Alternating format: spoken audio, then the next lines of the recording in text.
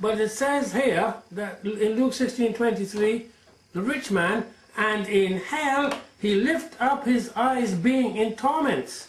Oh yes, there is such a place as hell. You better believe it. You better believe it. You know, if you don't believe it, it doesn't matter, does it?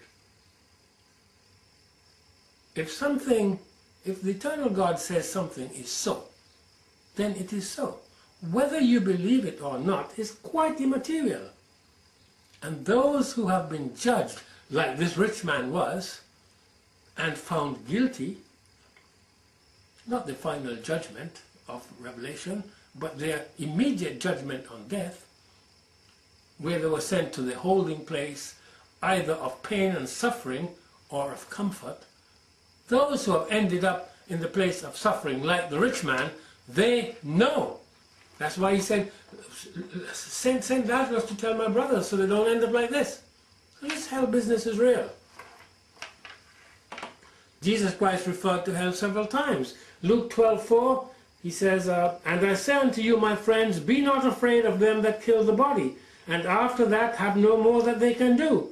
Verse 5, but I will forewarn you whom you shall fear. Fear him which after he hath killed hath power to cast into hell. Yea, I say unto you, fear him.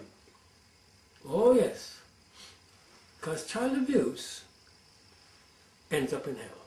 Not the children, the abusers. That's what I started out by telling you. Mark 9:43, and if thy hand offend thee, cut it off. It is better for thee to enter into life maimed than having two hands to go into hell, into the fire that never shall be quenched. And verse 44, Mark 9, where their worm dieth not, and the fire is not quenched.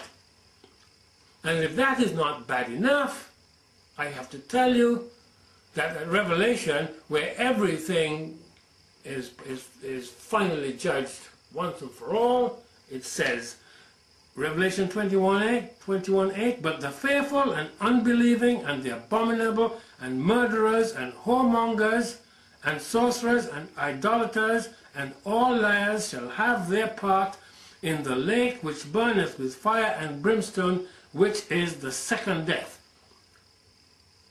Did you see the child abusers in there? No, you didn't, did you? Let me read it again. But the fearful and unbelieving and the abominable. If you are a child abuser, you qualify as abominable. I strongly suggest you see my video, which is just a couple of days old at this time. This is March 5th at the moment, called The Wrath of God. It explains why God has not only got to be a God of love, but also a God of wrath.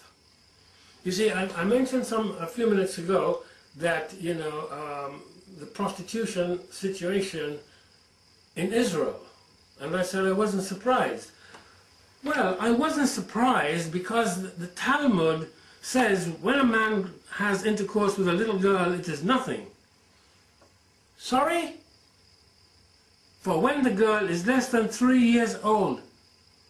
When a man has intercourse with a 3-year-old, it is as if one puts a finger into the eye.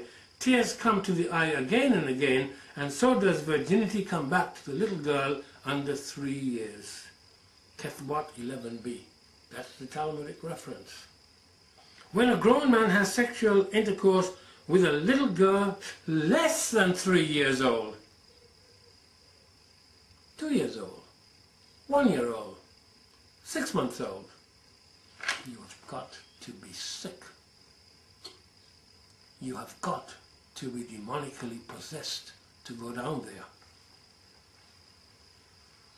Or when a small boy less than 9 years of age has intercourse with a grown-up woman, or when a girl was accidentally injured by a piece of wood during masturbation, there is in regard to them no charge of non-virginity. Kethboth 11a. This is the real world. This isn't fiction. The truth is far stranger than fiction. Indeed, the Talmud states that a child aged 3 years and a day may be acquired in marriage by sexual intercourse. Sanhedrin 55b. You think that's not child abuse? Baby girls bring dire punishment on those who have intercourse with them when they are menstruating. Sanhedrin 55b. It doesn't even say teenage girls. It says baby girls. Baby girls! Babies don't menstruate. But there is no limit to how far the abuse will go.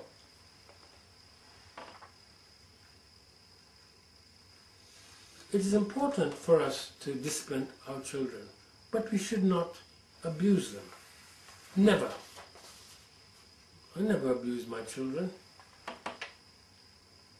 We've got a document and a video called The Importance of Discipline. I suggest you have a look at it.